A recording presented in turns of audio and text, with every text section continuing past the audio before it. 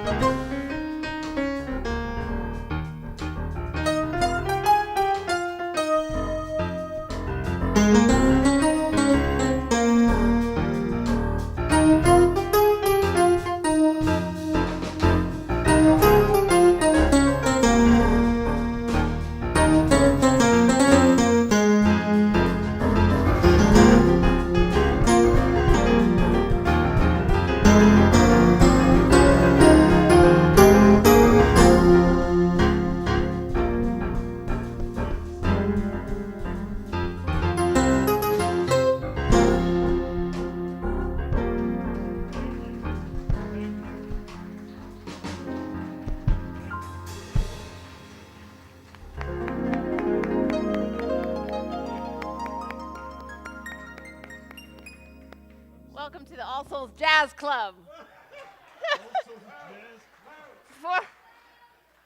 Otherwise known as The Point. Welcome. Welcome, welcome, welcome. Good morning. My name is Barbara Prose. It's wonderful to welcome you this morning to our Humanist Hour. As Carlton Pearson said at the 10 o'clock service, we are the most non-conventional church in Tulsa today. So we can be proud of ourselves for that, right? Yeah, you can clap for that.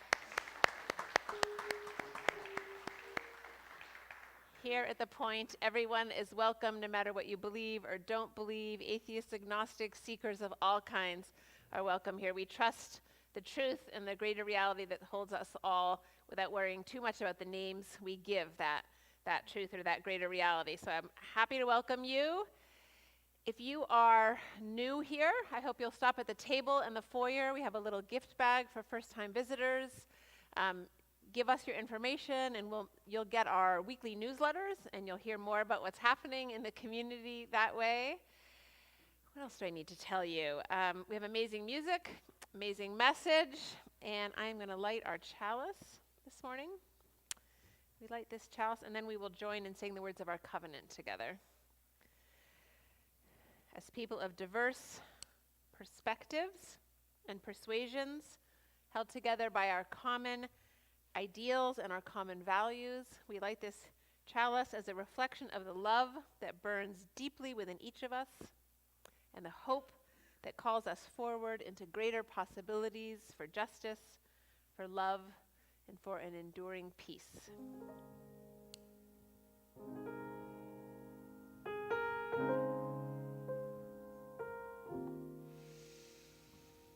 Would you please join me now in saying the words of our covenant, starting with the word love. Love is the spirit of this church, and service is its law. This is our great commandment, to dwell together in peace, to seek the truth in love, and to help one another.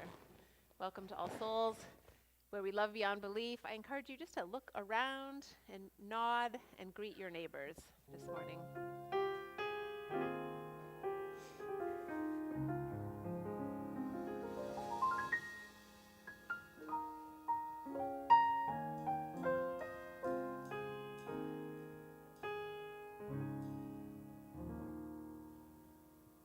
Good morning. Welcome to the Story for All Ages. My name is Lee Rumley, and I am the worship associate here at All Souls.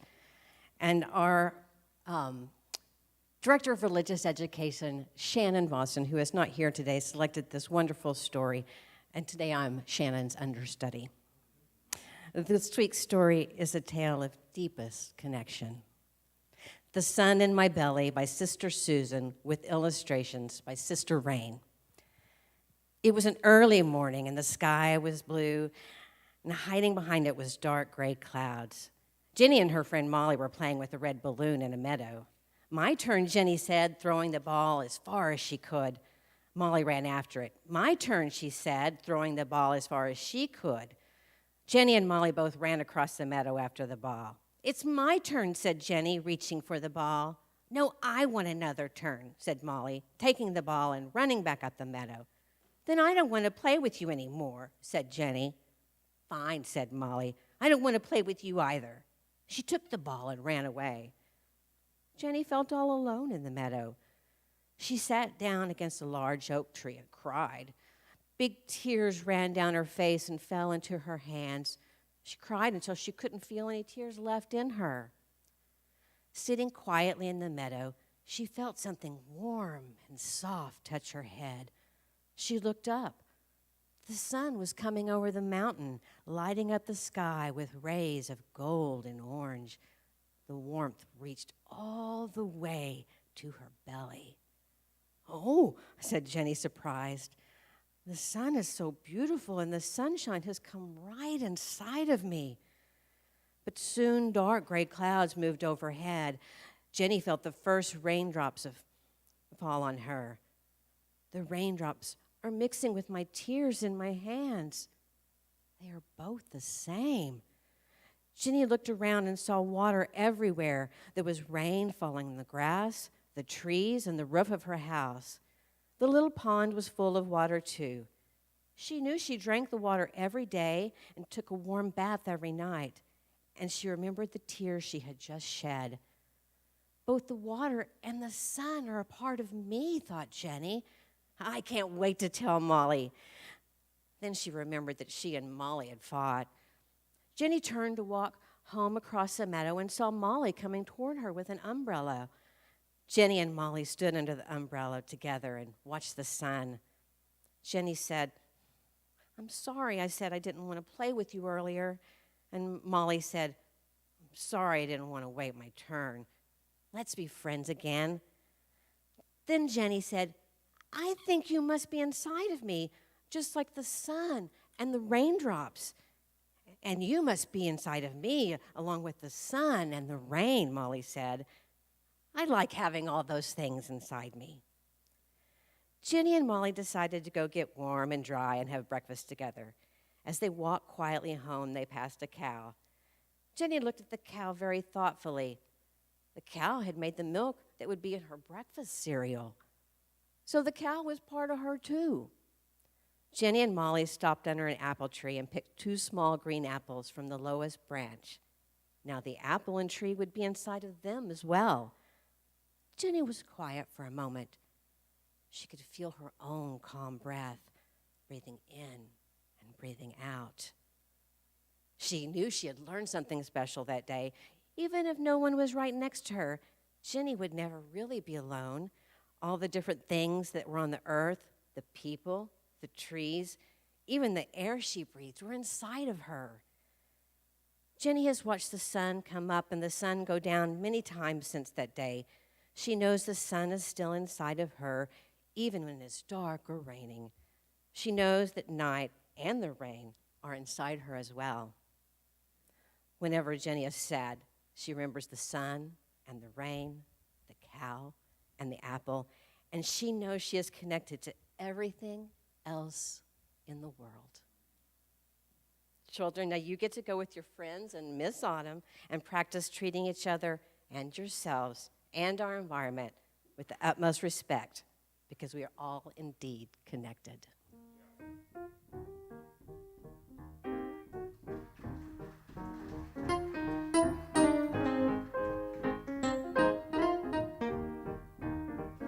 You'll never know, dear, how much we love you.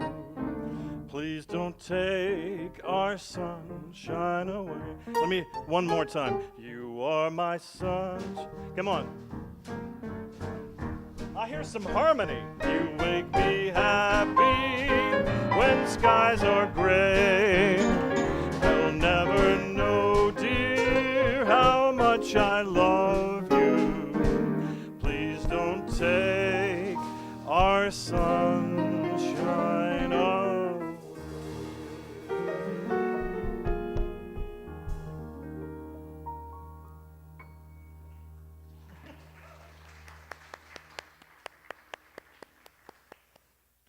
What a beautiful story. Great job, understudy. Beautiful, yeah.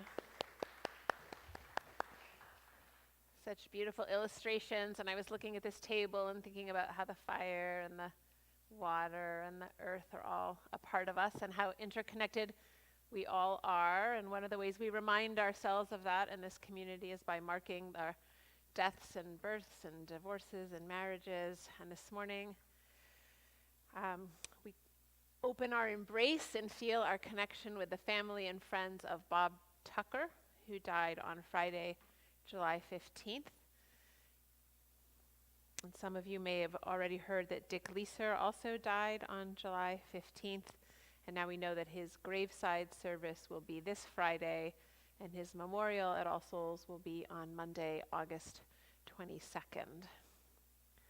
So as we feel our connection to all that is, and to all the members and friends of this beloved community. Let us feel our breath as we inhale and exhale and exchange the elements with one another as we settle more deeply into our seats for this morning's time together.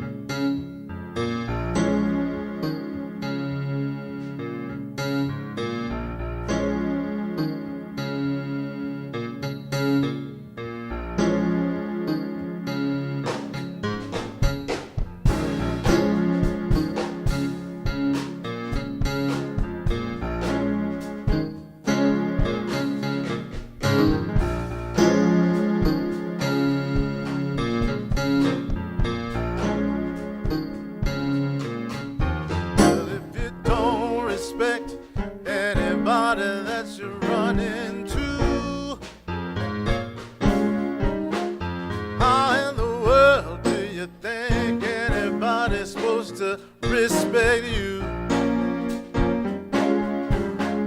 And if you don't give a heck about the man with the Bible in his hand, well, you just get out the way and let the gentleman do his thing.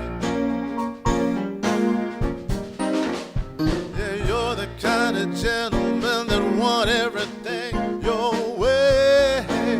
Yeah. Well, take the sheet off your face, boy. It's a brand new day. Well, respect yourself. Respect yourself. I said respect yourself. Yeah, respect yourself. Oh, 'cause if you don't respect yourself, ain't nobody gonna give a good go. Nah, nah, nah, nah, nah. Respect yourself. Respect yourself. Say respect yourself. Yeah, respect yourself.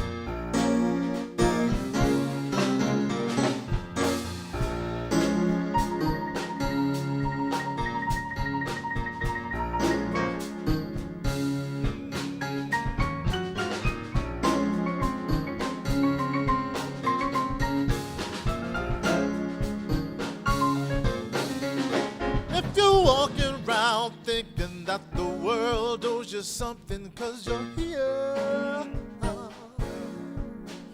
you're going out the world backwards like you did when you first came here. All that talking about the president won't fix air pollution. Well, put your hand on your mouth when you cough. It'll help the solution. And you cuss around women you don't even know their name. you're dumb enough to think that'll make you a big old man. Yeah, respect yourself. I said respect yourself. Come on, respect yourself. Respect yourself. Oh, if you don't respect yourself, ain't nobody gonna give a good go. Nah, nah, nah, nah, nah, nah. Respect yourself. Respect yourself. Yeah, respect yourself. I said respect yourself. R-E-S-P-E-C-T, find out what it means to me. R-E-S-P-E-C-T, come on, listen to me. Respect yourself. Yeah, respect yourself. Respect yourself. Yeah, respect yourself. Respect yourself. Come on, come on, come on, come on, come on, respect yourself. This is what I'm saying, y'all. Respect yourself. I'll respect yourself.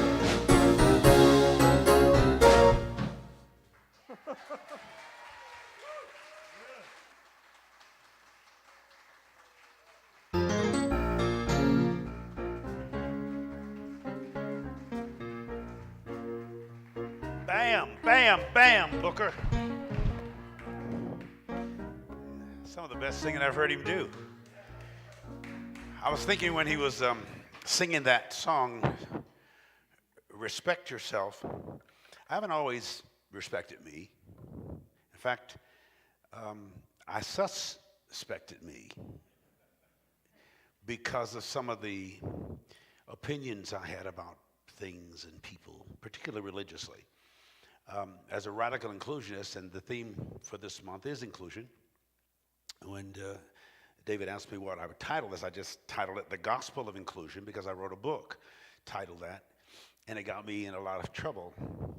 Shift happens, S-H-I-F-T, and mine hit the fan a few years ago, my shift, when I came out with this whole gospel of inclusion, which was based on from Christian anatomy, that the world was saved and didn't know it, that I, as a Christian, spent the first 50 years of my life, you talk about respect, suspecting not only me but everybody I saw, including those in the church, as being either heaven-bound or hell-bound, that God liked the ones who were, God loved everybody but only really liked Christians, and that was going to torture and torment the rest of the world, even bad Christians, and a customized eternal torture chamber that had weeping, wailing, and gnashing of teeth. Now that never fully set well with my soul, my spirit, because people I loved were not quote-unquote Christians or saved.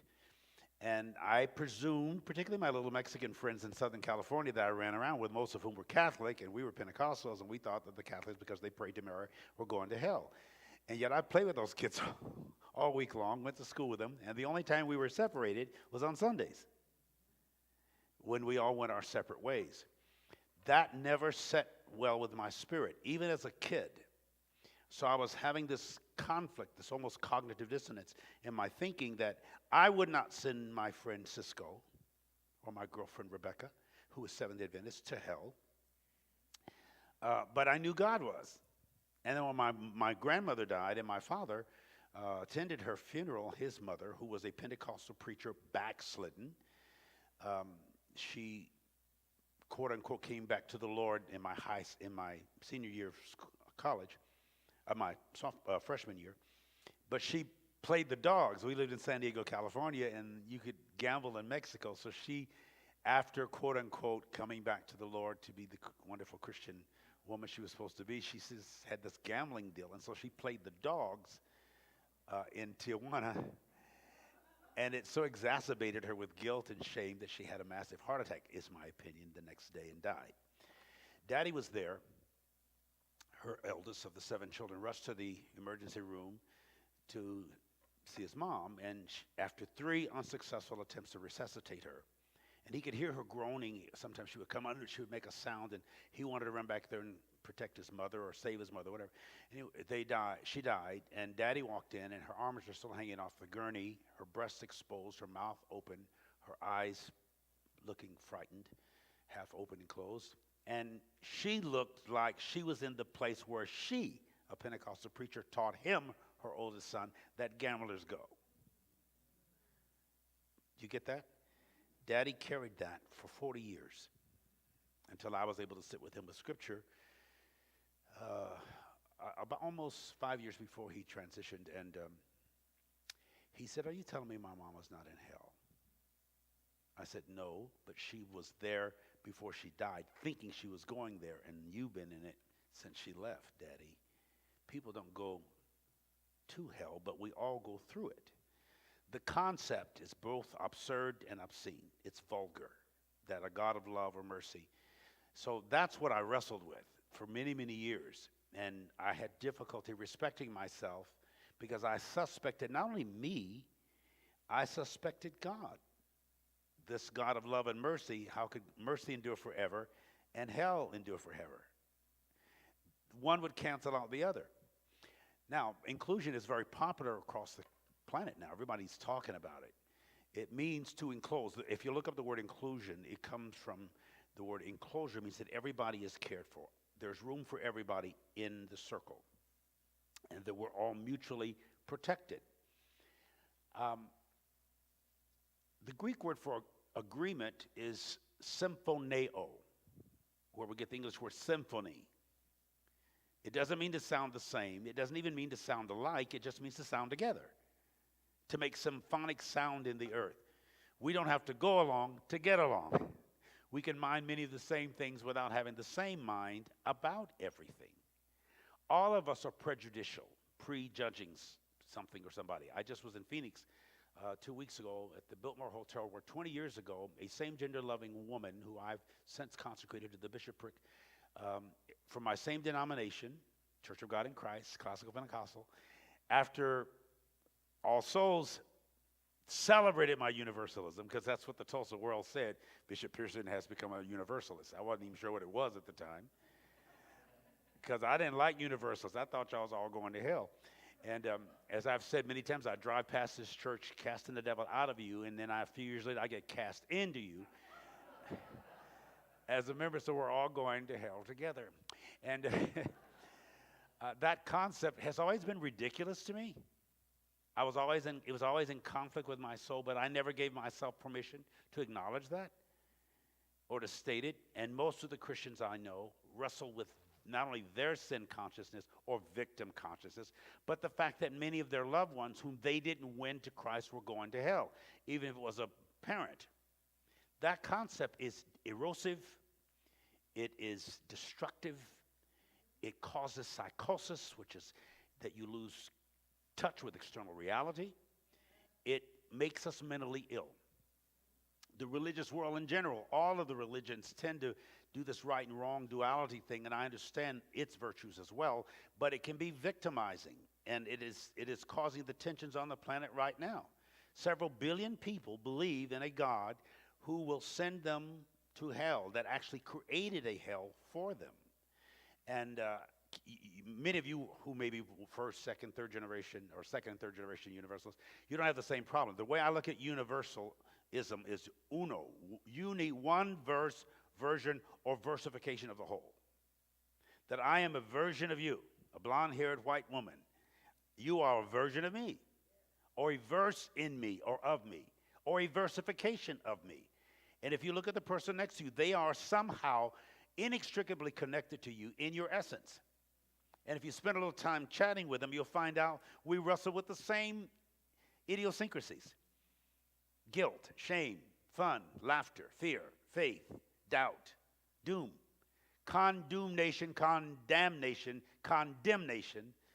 is something we wrestle with all of our lives. And it has caused this kind of tension we have on the planet right now. The idea that God kills and tortures. In fact, many of especially the January 6th group who were Christians, most of whom were evangelical Christians. You couldn't even be a member of the Ku Klux Klan unless you believe in Jesus. Talk to me, somebody. Y'all probably didn't know that. See, you've been a member of Ku Klux Klan all these years and you didn't know. No, I'm kidding. You had to be a Christian to do that. There's a scripture that says, the kingdom of God suffereth violence, and the violent take it by force. That's the scripture they used to support the violence you saw January 6th and the violence that happened here 100 years ago and the violence anywhere for Jesus. Killed the abortion doctor. I met a lady here a couple of weeks ago, and she had an organization or thought concept, and I've used it, R-O-E, roll your vote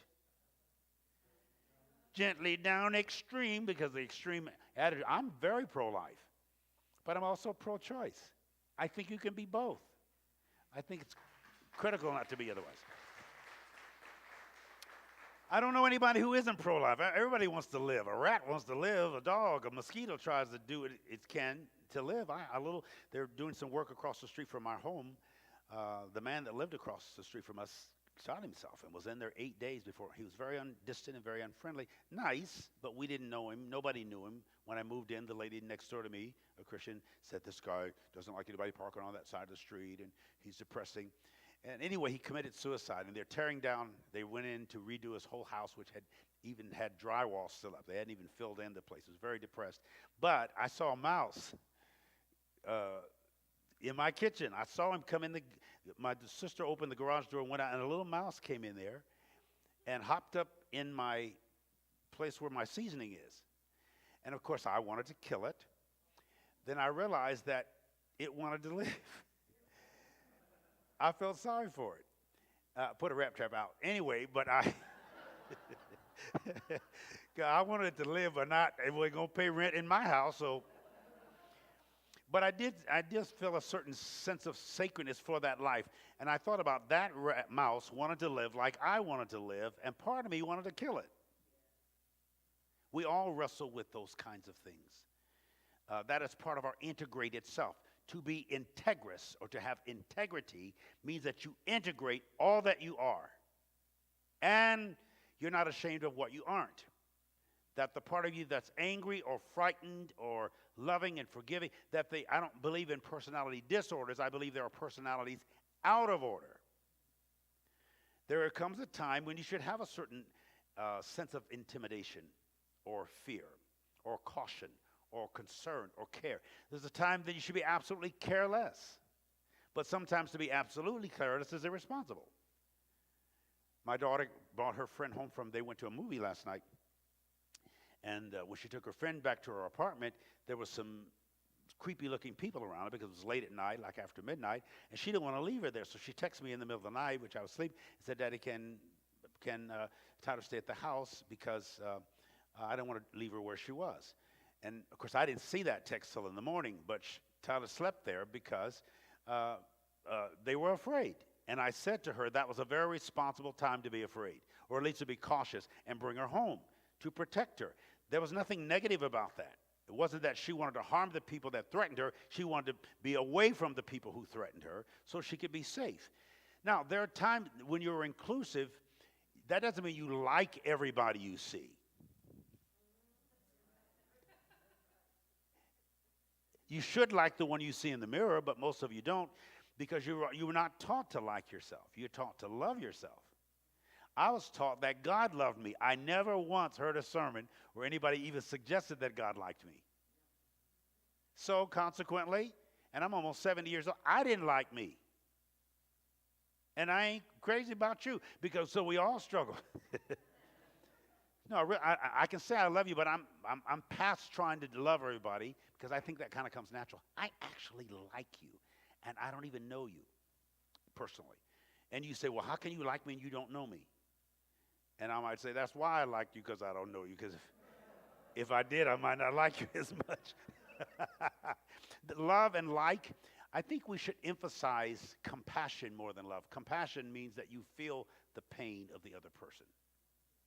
You feel their pathos, their passion, what irks them, and you care. If you're having an argument or a discussion with your spouse or your partner, and you say, I love you, they say, yes, I know, but you don't feel me. You don't understand how hurt I am.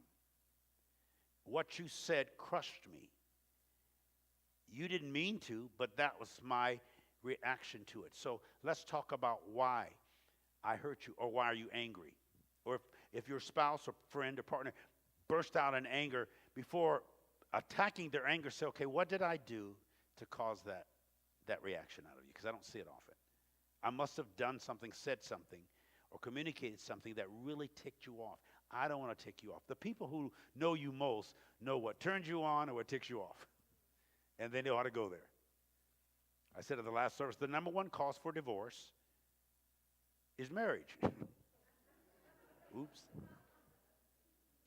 And the great secret to a happy marriage remains a secret, because most people don't know the secret. You navigate the relationship. You navigate life. You navigate the relationship with yourself. And you include the part of you that is anxious or anxiety. When I had an experience with cancer 20 years ago, and I remember I felt very invaded and very insulted. I mean, I'm a man of faith and power, and I was working with Oral Roberts and all the years of healing, and my mom was into that, my grandparents, so we all believe in laying hands and casting out devils and praying for the sick. And then I got sick with cancer, and it humiliated me, and it was after I was preaching the inclusion. So I said to me, that's why I got cancer, because I started loving everybody. And God's going to kill me, so I won't tell other people that that love is right. Are you hearing me? I was crazy, but I didn't know it. And my crazy was consecrated. My crazy was sanctified through religion. My crazy had a Bible scripture to support it. Psychologists say that 1 out of 5 people that you meet on the street is mentally ill. Count 5 people down, and that fifth one is something nothing wrong with them. Just count. If they count backwards, you're going to be the one that's crazy. We are all psychotic in some ways. My African spiritualism, my roots as an African. I'm an American African, not an African African. I'm not an African American. I'm an American African, and because I was born here in America. They're African Africans who were born in Africa. If they move here, I call them African Americans. They're European Africans and Asian Africans. But African Africans believed primarily the original religion was animism, which was a belief that energy or spirit or soul existed in everything: water, leaves, wind, fire, rain, animals. Everything had life. Everything was conscious of itself. I kind of believe that even inanimate things like these instruments are conscious of why they're here. And they function in their consciousness. When these amazing musicians touch them a certain way, they respond the only way they know how to. I think that a tune or a tone is conscious of itself. I think consciousness is conscious of itself. That everything is full of vibration and life and energy and awareness. And when I accept that, it seems the whole universe smiles at me and becomes a cohort and an ally with me. And we're working together, and I'm not threatened by even weather. And I'm not threatened by people. If you carry fear in your spirit as a habit, a dog can tell it. A puppy can tell it. The weather can tell it. My dad said when my folks first moved here from California, and I'm wearing my new coexist ring. Ignacio just made it today. My wife divorced me. I didn't divorce her, but I love her very dearly, and she still loves me. She just doesn't realize how much. But this is my ring of commitment. So now it has to coexist. My new marriage, I'm married to coexistence, including hers and my children. I'm married to, I have a covenant with life and those who are alive. However, their construct may be different from mine. I vow to love you and embrace you and try to understand you and hope you'll understand me. That I don't fight fire with fire. I fight it with foam, or I fight it with water, or something of a different nature, because sometimes you do need to fight fire with fire. But in general, you need to fight it with something that is different from it in its essence. You know, if you can't solve, what does Einstein say? You can't solve problems with the same consciousness that created it. What creates that dissonance in your life? Why don't you like you? Why do you have suicidal thoughts from time to time? Homicidal or suicidal? What makes you so disillusioned? And everybody in this room at one point feels or felt, dang, this ain't working for me. What if I died? That'll get them. My kids will they'll remember how good I was to them at my funeral, or my siblings. Or there's another spirit of homicide. What do you want to kill? Or not just who, what do you want to kill? Where's that anger coming from? Anger is a signal emotion.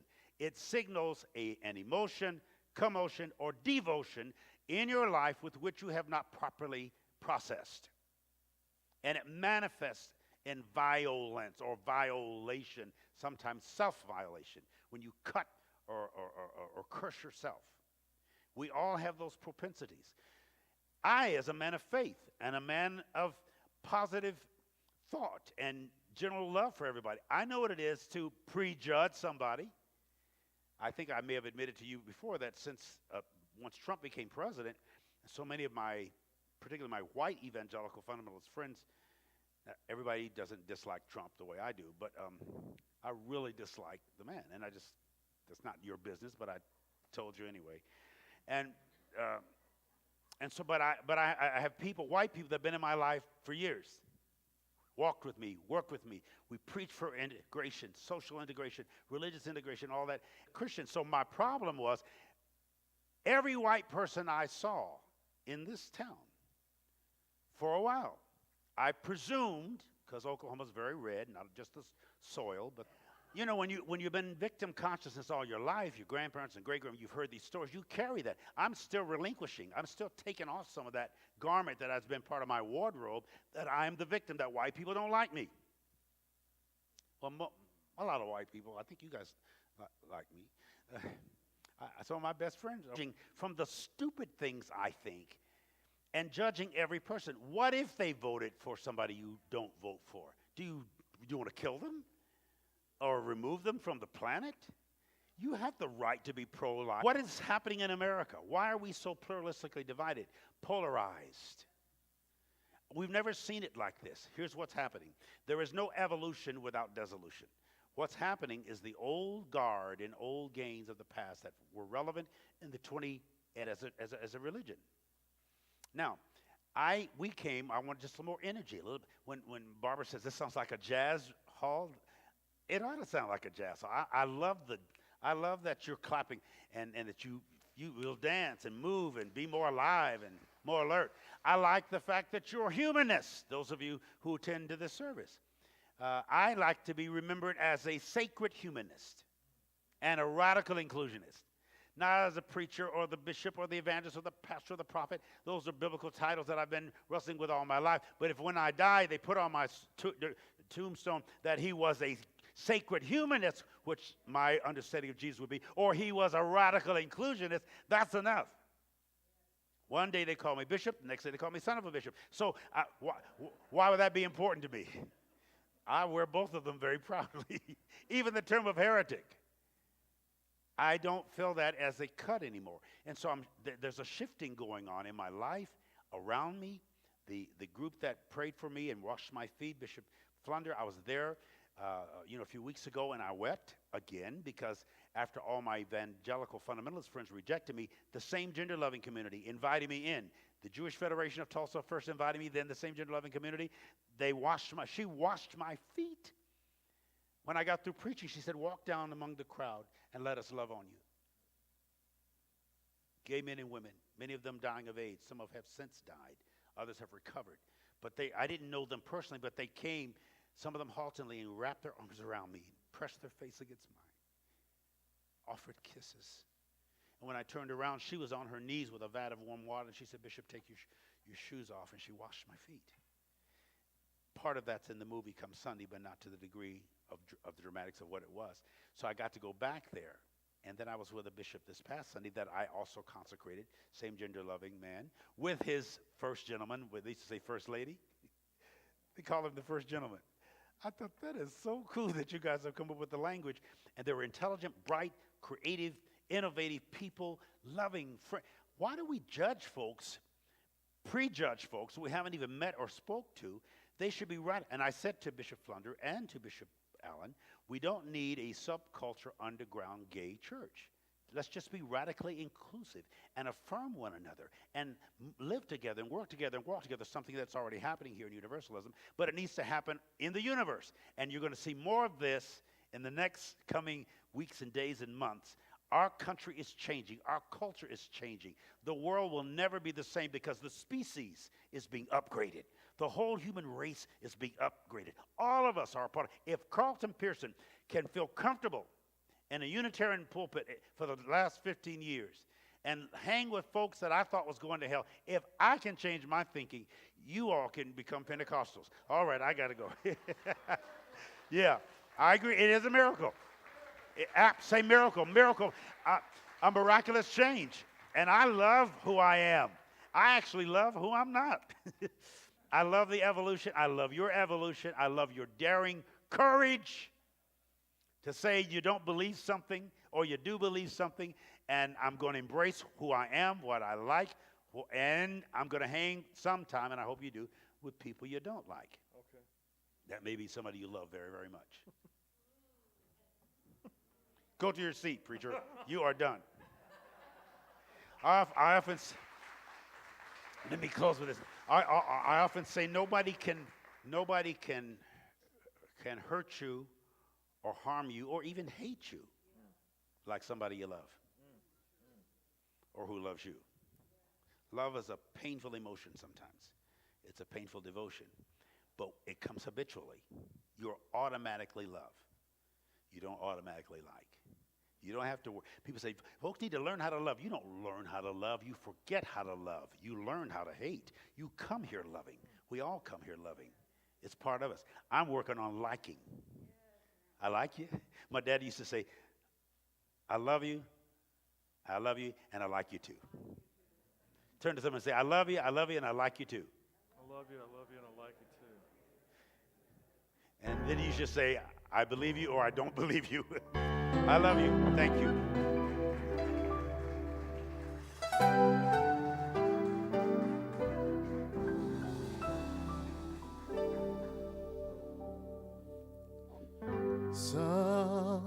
Sometimes in our lives we all have pain. We all have sorrow.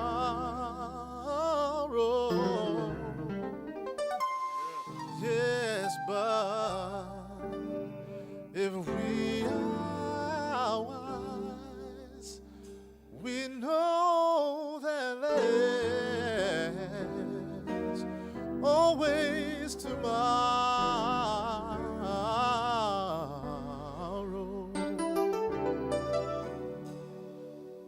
Lean on me when you're not strong. I'll be your friend. I'll help you carry on, for it won't be long till I'm gonna need somebody to lean on. Yes, I will. You know I will. Yeah. Come on, everybody, clap your hands.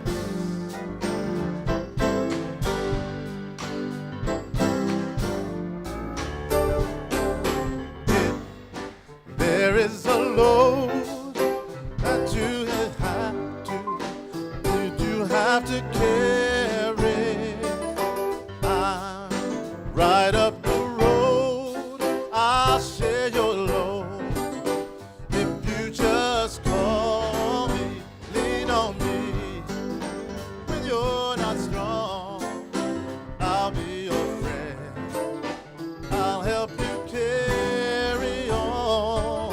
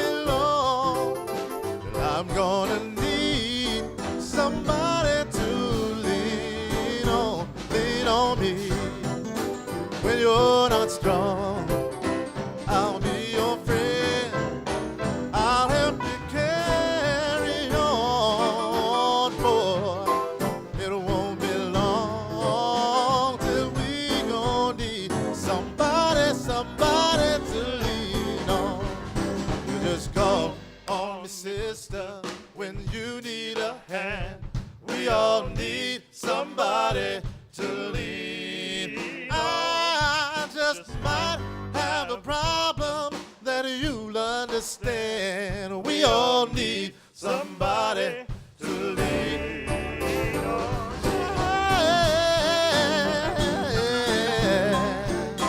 When you're not strong, I'll help you carry on. Yeah, boy. It won't be long till I'm gonna need somebody to lean on. Call me When you need a friend. just call me when you need a friend. Call me. Need a helping hand. Call me. Don't hesitate. Call me. Pick up the phone. Call me. Just call me. Call me. Call me. Call me.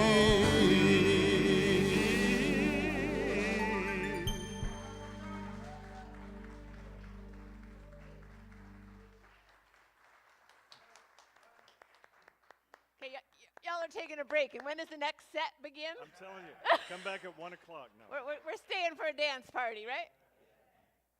No? Oh, well, I tried. It's great to be all together today. Come back next week. Reverend Tamara Labach will be in the pulpit and delivering a message here in the Point. Always a powerful and important message. And come back the following week, August 7th, we'll welcome our senior minister, Reverend Marlon Lavenhar, back. And yes, very exciting. And we want to thank you for all you're doing for the church, but you'll also have an opportunity to thank him for how he's led us on this journey, becoming the amazing congregation we all are today. So please join us on the 7th, and then Marlon will be back in the pulpit on the 14th.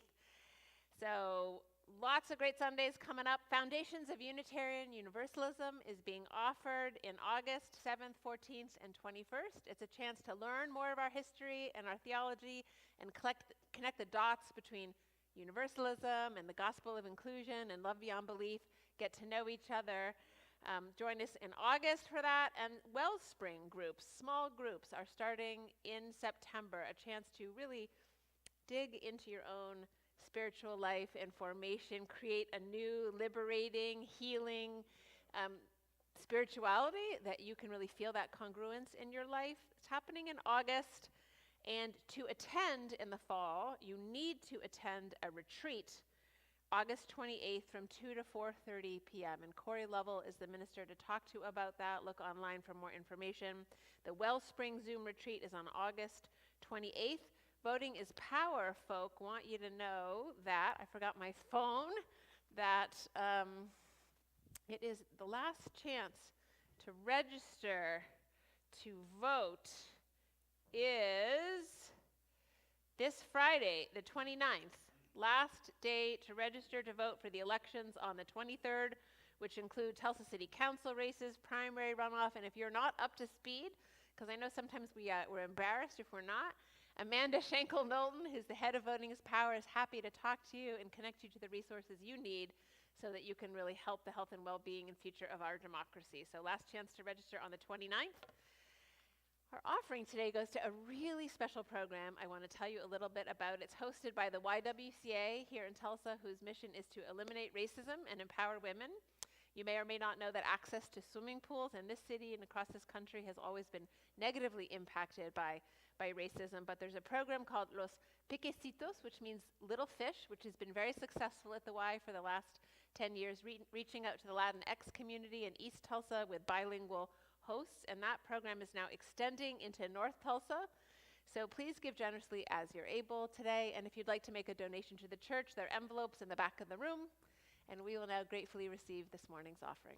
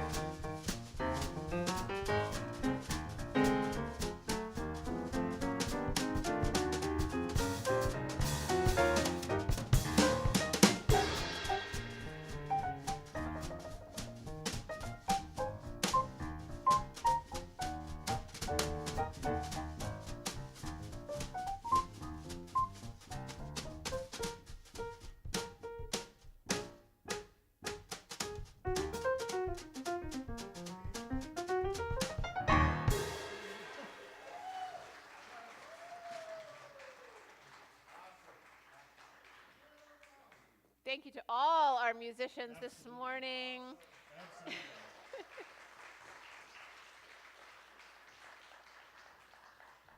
We extinguish this chalice, but not the sunshine and not the light of love and friendship and compassion we see in each other's eyes. And I'll invite Carlton up to share some closing words. Voltaire said, those who can get you to believe absurdities can get you to commit atrocities. It's important that you rethink everything. I think All Souls Unitarian Church is one of the most important spiritual communities in the world, and the one here in Tulsa, in this very fundamentalist town, that this church has existed and survived all these decades, is remarkable, and it's an unsung hero. Marlon is one of my dearest friends, broadest thinkers. As I don't know how religion will shift over the next little bit, but let's make sure we stay strong and committed and present and participatory. Get engaged, get involved, bring your friends. Because we're making a powerful statement in the universe and in our city. Tulsa needs all souls. And I'm glad that we don't say all saints, because that's my background, all saints. Everybody had to be saved. There's saints and sinners. We don't do that here. I feel better about being me, and I feel better about being a part of you. We love you. We cherish you. Let's go out and have a wonderful afternoon. Anybody that wants to go sit by the park and get in the sun, which you people need, and I'll get in the shade with a glass of iced tea and watch you white folks turn brown. Let's all stand together. I'm kidding.